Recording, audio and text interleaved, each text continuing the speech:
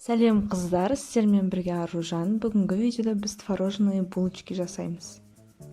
Ол үшін бізге жылы сүт, 2 чайная ложка дрожь, жарты ас қасық тұз және де 2 ас қасық бал қажет. 1 чайная ложка ванилин және де 2 ас қасықтан қант және де сұйық май қажет. Керегінше ұн қосып қамыр илейміз. Қамырымыз қолға жабыспайтын жұмсақ қамыр болуы тиіс. Бетін жауып 1 сағат жылы жерге қойып қоямыз. Ал енді начинкасын дайындаймыз. Ол үшін бізге творог қажет және де кішкене ванилин, 2 қасық қант қажет.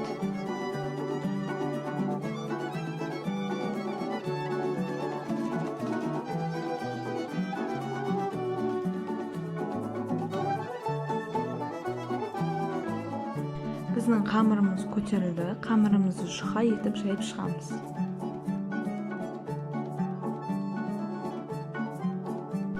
Қамырымызды жайып болған соң бетіне сары май жағып шығамыз.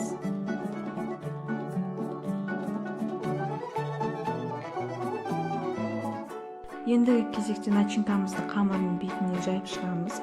Қалауларыңызша мейіз қоссаңыздар болады.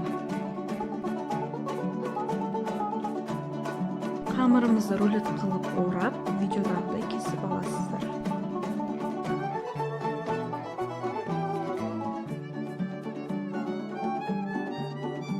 Булочкаларымыздың бетіне жұмыртқа жағып шығамыз.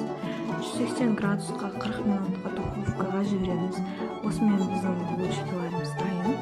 Барлықтарыңыз ас болсын. Ұнаса лайк, комментарий жазып кетіңіздер.